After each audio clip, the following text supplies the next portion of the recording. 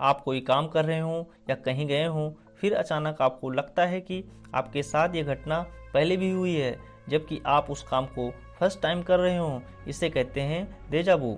नमस्कार दोस्तों, आनंद क्लासेस में आपका स्वागत है।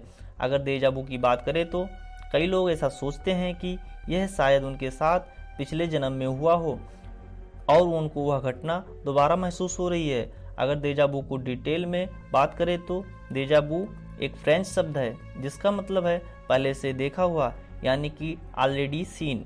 अगर डेजा वू को साइकोलॉजिकल तौर पर समझे तो डेजा वू एक बहुत ही स्ट्रांग फीलिंग है। ये बताती है कि शायद ये एक्सपीरियंस घटना हमारे साथ पहले भी हो चुकी है। ये बहुत ही थोड़े समय के लिए महसूस होता है, काफ़ी स्ट्रांग इमोशन छोड़कर जाता है। जैसा आप ये वीडियो देख रहे हैं और देखते देखते आपको महसूस हो कि ऐसा पहले हो चुका है, आप ये वीडियो पहले देख चुके हैं। हालांकि असल में आपके साथ ऐसा नहीं हुआ है, ना ही असल में इसकी कोई याद है। ये केवल फीलिंग के लेवल पर महसूस होता है। लगभग 30 से 80% लोगों को डेजा वू महसूस होता है। पहली बार ये 8 से 10 साल की उम्र में महसूस होता है। 20 से 25 साल की उम्र में ये पीक पर होता है। उसके बाद ये बहुत ही कम महसूस होता है। डेजा वू क्यों महसूस होता है? तो डेजा वू क्यों महसूस होता है, इसके पीछे कई थ्योरी है। सीधा जवाब इसके बारे में अभी तक एक्सपर्ट्स के पास नहीं है, क्योंकि डेजा वू कब आएगा किसी को नहीं पता और यह बहुत ही शॉर्ट टाइम पीरियड के लिए होता है। इसलिए हमारे शरीर में क्या बदलाव होता है इसका आज तक स्टडी नहीं की जा सकी है, क्योंकि बहुत कम टाइम होता है तो स्टडी करना पॉसिबल नहीं है। तो अगर थ्योरी की बात की जाए तो हमारे पास सिर्फ थ्योरी ही थ्योरी मौजूद है। तो अगर थ्योरी की बात की जाए तो हमारे पास बहुत सी थ्योरी हैं, लेकिन इसमें से 4 थ्योरी बहुत ही पॉपुलर है। अब बहुत सी थ्योरी का मतलब है 30 से 40 थ्योरी अभी तक डेजा वू के बारे में मौजूद है, लेकिन अभी 4 थ्योरी की पॉपुलर थ्योरी हैं, उसी के बारे में हम डिटेल में बात करेंगे। पहली थ्योरी है मेमोरी थ्योरी, दूसरी थ्योरी का नाम है होलोग्राम थ्योरी, तीसरी थ्योरी है ड्रीम थ्योरी और चौथी थ्योरी का नाम है मैट्रिक्स थ्योरी। जी हाँ, वही मैट्रिक्स थ्योरी जो आप मैट्रिक्स मूवी देखे होंगे तो आपको जिस थ्योरी के बारे में, जिस टॉपिक के बारे में डिस्कस किया गया है पूरी मूवी में, उसी की बात कर रहे हैं, मैट्रिक्स थ्योरी। तो अगर आप मैट्रिक्स मूवी नहीं देखे हैं तो हम इस थ्योरी के बारे में आपको बताएंगे अच्छे से और आपको समझ भी आएगा।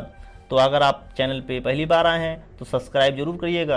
अगर आपको वीडियो अच्छा लगेगा तो लास्ट में लाइक और शेयर जरूर करिएगा। तो स्टार्ट करते हैं हम। पहली थ्योरी मेमोरी थ्योरी की बात करें तो मेमोरी थ्योरी के हिसाब से हमारा दिमाग शॉर्ट टर्म मेमोरी को अलग रखता है, यानी जो चीज़ें अभी घटित हो रही हैं वे अलग स्टोर होती हैं। जो पहले हो चुका है उसकी याद को अलग स्टोर किया जाता है। लेकिन अगर इसमें कुछ गड़बड़ हो जाए तो short term memory long term memory से आती हुई प्रतीत होती है। इसलिए हमें फ्लैशबैक में शॉर्ट टाइम पीरियड के लिए कुछ चीज़ें दिखाई देती हैं। इसी को बोला जाता है मेमोरी थ्योरी। अगर दूसरी थ्योरी की बात करें तो दूसरी थ्योरी है जिसे कहा जाता है 3D होलोग्राम थ्योरी। अगर होलोग्राम की बात की जाए तो वर्चुअल तरीके से 3D इमेज को बनाना होलोग्राम है, जैसा कि आप पिक्चर्स में देख रहे हैं। इसका मतलब यह है कि हमारी यादें 3D होलोग्राम की तरह सेव होती हैं। अगर कोई चीज़ उस घटना की याद दिलाते हुए मैच हो जाती है तो ऐसा लगता है कि ये पूरी घटना पहले हो चुकी है। और तीसरी थ्योरी का नाम है ड्रीम थ्योरी।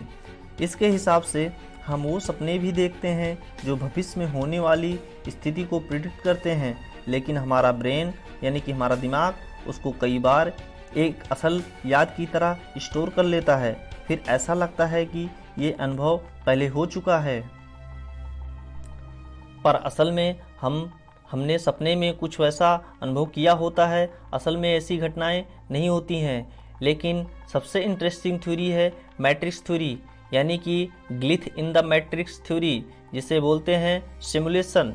ये थ्योरी बहुत ही इंटरेस्टिंग थ्योरी है। इस थ्योरी के बारे में मैट्रिक्स मूवी में डिटेल में बताया गया है। तो हम अगर शॉर्ट में बात करें मैट्रिक्स थ्योरी क्या होती है, अगर डेजा वू के हिसाब से मैट्रिक्स थ्योरी की बात करेंगे तो कुछ एक्सपर्ट का मानना है कि हम असल में ब्रह्मांड में नहीं, कंप्यूटर से जुड़े हुए ब्रह्मांड में रह रहे हैं।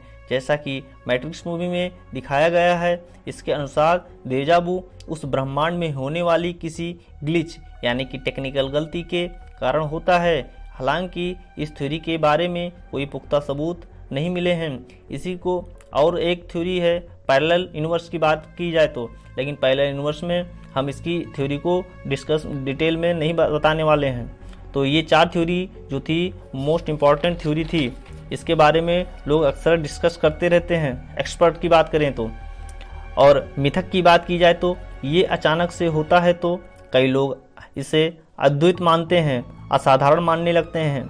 कई लोग इसे आध्यात्मिक यानी कि स्पिरिचुअल तौर पर देखने लगते हैं। कुछ लोगों को लगता है कि पिछले जन्म में घटी घटनाएं हमें डेजा वू में महसूस होती हैं। और कमाल की बात यह है कि कुछ लोगों को लगता है कि हमारा आत्मा हमें कोई चेतावनी दे रही है, तो इसको आध्यात्मिक और स्पिरिचुअल तरीके से देखने लगते हैं। डेजा वू प्रॉब्लम कब बन जाता है? अगर बात करें डेजा वू प्रॉब्लम कब बनता है, तो जब डेजा वू को कभी कभी होता है तो ये कोई इशू नहीं है। लेकिन एक्सपर्ट ने यह देखा है कि जब इंसान ज़्यादा स्ट्रेस में होता है तो डेजा वू के एपिसोड भी ज़्यादा आने लगते हैं। कई बार ये अनुभव परेशान कर देने वाले होते हैं, खासकर जब हम स्ट्रेस में होते हैं। तो इसलिए स्ट्रेस को डेजा वू को से लिंक किया जाता है। सावधानी, डेजा वू एक नॉर्मल एक्सपीरियंस है, इसलिए इसे दूसरे एक्सपीरियंस जैसे आवाज़ें सुनाई देना या चीज़ें दिखाई देना जो असल में नहीं है, इससे न जोड़ें, यानी कि हेलुसिनेशन से इसे न जोड़ें। ये मोस्ट इम्पॉर्टेंट सावधानी है। तो ये पूरी डिटेल थी। अगर आपको वीडियो अच्छा लगा हो तो शेयर और सब्सक्राइब करिएगा, और वीडियो पहली बार चैनल पे आए हो तो सब्सक्राइब जरूर करिएगा। धन्यवाद।